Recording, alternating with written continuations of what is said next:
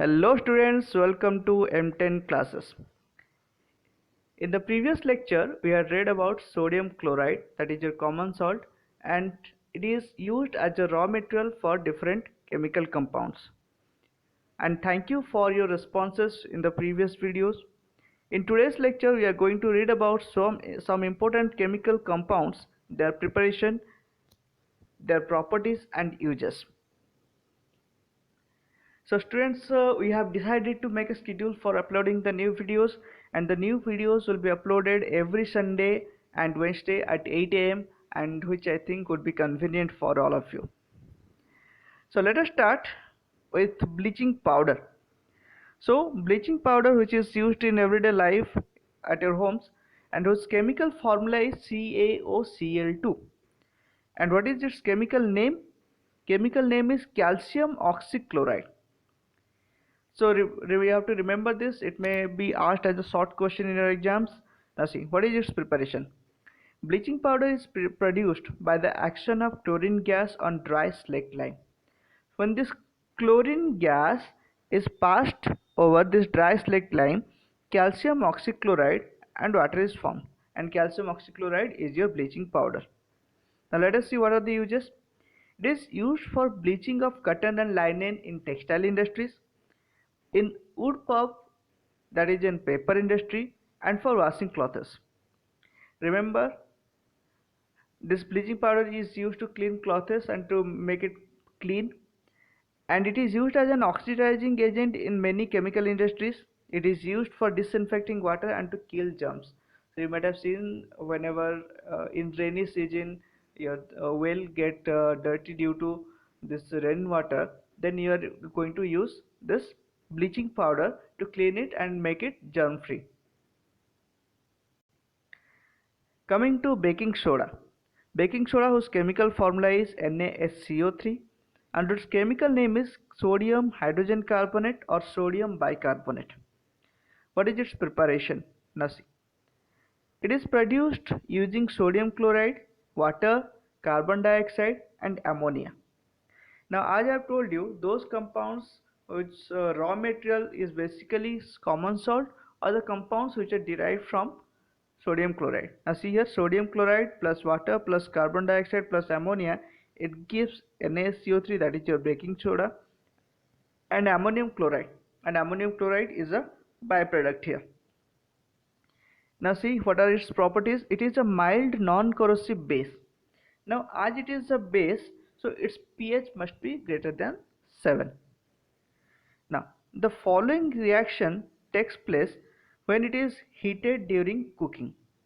So when it is heated, you are getting Na2CO3, water and carbon dioxide. Now what is the importance of this carbon dioxide? See, mother uses baking soda while making idli or pakora.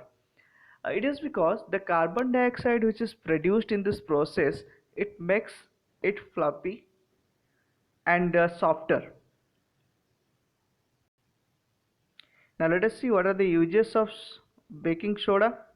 First comes baking powder. What is baking powder?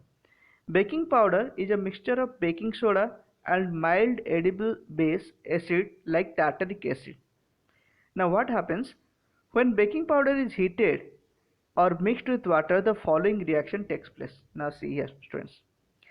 NaHCO3 plus H plus, which comes from the acid, it gives CO2, water and sodium salt of acid. Now this carbon dioxide produced in this reaction causes the bread to rise, making them soft and spongy. Now let us see the picture. Now see here, you can see holes over this bread. It is produced because of the production of carbon dioxide, due to which holes are made inside this bread, due to which these are soft and spongy. Now see here, baking soda is alkaline in nature and hence used to neutralize acid. It is an ingredient of antacid. We had read about antacid also previously, and antacid contains basically a base which neutralizes acid. And as baking soda is alkaline, it is used to neutralize the acid produced in the stomach. So it is used as an antacid. Next, An important use of this, it is also used in soda acid fire extinguisher. Now, as the name suggests, soda, which comes from baking soda, and acid, that means an acid is used in this extinguisher. Now, what happens in this reaction? Now see, when baking soda and sulfuric acid they react with each other, they produce sodium sulfate, water, and carbon dioxide. Now see, this carbon dioxide is an extinguisher of fire. As you know, carbon dioxide is heavier than water. It covers the fire and doesn't allow the oxygen to come in contact with the fire and the substance which is burning, and that is why the fire extinguishes.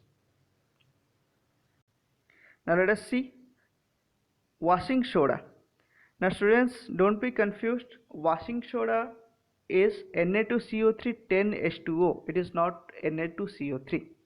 Na2CO3 is your sodium carbonate, but hydrated salt of the sodium carbonate, that is Na2CO3.10H2O, is your washing soda. So what is its chemical name? It's sodium carbonate decahydrate, and deca comes from 10. So what is its preparation? It is obtained from recrystallization of sodium carbonate obtained from heating of NaCO3. As you have already seen in the properties of sodium carbonate, sodium bicarbonate, that when it is heated, carbon dioxide is produced with Na2CO3. When this Na2CO3 is hydrated using water, it forms this washing soda. Now let us see its uses. It is used as a cleaning agent in for domestic purposes.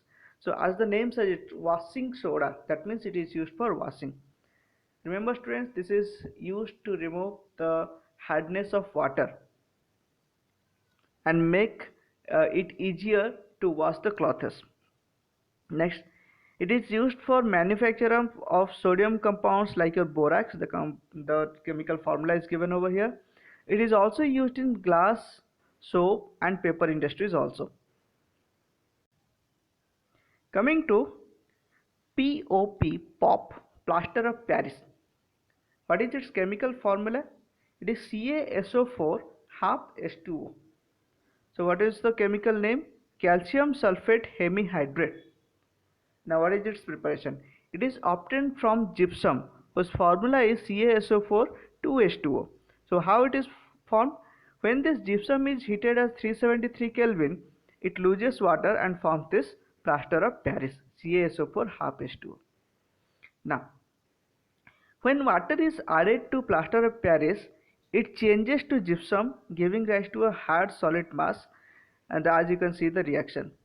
Now students, you might have seen while to fix the fractured bone, plaster of Paris is used. First of all, water is added to plaster of Paris, the paste is prepared, and then it is applied on this fractured area. And you might have seen that after applying the paste, after some time, it becomes very hard. It is because it gains water and becomes hard. Now, why is it named as plaster of Paris? Because in 18th century, this plaster was mostly used in Paris, and that is why the name is plaster of Paris. Now students, you may ask this, half H2O is not possible. Why is it not possible? Because you know that molecule is the smallest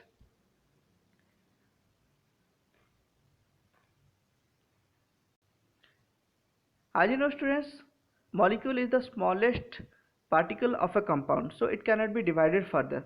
So making it into half is not possible. So why this formula is CaSO4 half H2O? It is because here two formula units of calcium sulfate share one molecule of water. So mathematically it will be CaSO4 half H2O, but actually it is not possible. It is only possible because CaSO4, two molecules of CaSO4 share one molecule of water. Now let us see the uses. It is used for setting broken bones at right position. It is used for making toys, idols, and making the surface smooth. We'll see some pictures of this. Now see here students, the first of all, here the idols of Ganesha, Lord Ganesha is prepared. As this compound is white in color and the surface can be made very smooth, and different colors can be applied to make very beautiful idols. Now here you can see plaster Paris is used to set the fractured bones, and it is used to make the surface smooth, and here to make some articles. Now students, let us discuss some important questions. Why does a milkman add very little amount of baking soda to fresh milk? Now let us see. See here, baking soda. Now baking soda is a base. Whenever you are adding baking soda to milk, you are shifting the pH of the milk towards base. That means it is greater than 7. Now you know that when you keep the milk for some time, then after it forms curd, that which contain lactic acid, that means it forms acid. Now if we shift the pH to greater values, then it will take more time to set as curd. So what will be the answer? The milkman add very little amount of baking soda to fresh milk to shift its pH to a greater value, so that it will take more time to set as curd. Coming to the second question, what is the effect of dilution of base on OH minus ion concentration? Now you know dilution means adding of water. So the bases contain OH minus concentration. Whenever you are going to add more amount of water, the concentration of OH minus will decrease. Let's come to the third question. Acids should not be stored in metal containers. Why? As you know, the metals can displace hydrogen from the acid. So metals will react with acid to form salt and hydrogen gas, and this salt may be poisonous, and that is why acids should not be stored in metal containers. Next question, question number 4. Why do acids not show acidic behavior in the absence of water?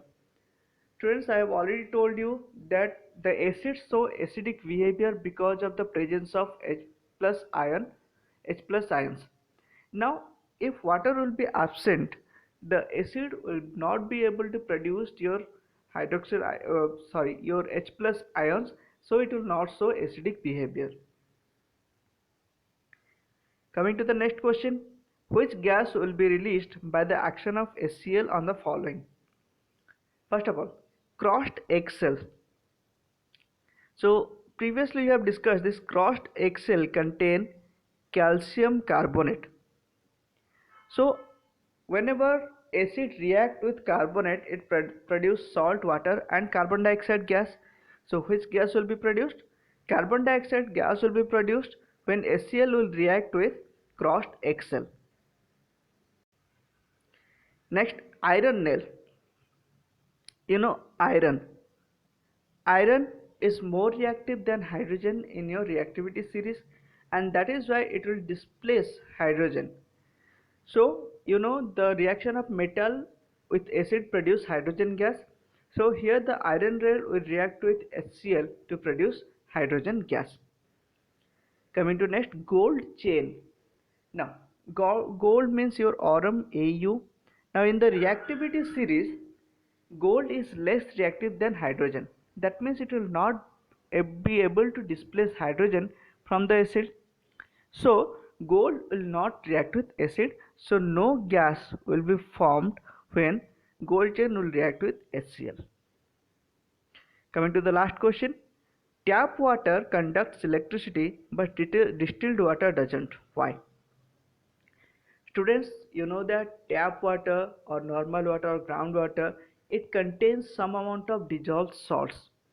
You know, salts dissociate in water to form ions, and that is why they conduct electricity. Whereas distilled water is the purest form of water which doesn't contain any kind of impurities, and as it doesn't contain any kind of impurities, it doesn't conduct electricity. So students, this is the end of the chapter 2, acid, bases and salts. So hope you like the video. Go through the video and go through your book also, and like, share and subscribe, and we'll get a new videos in the next lecture.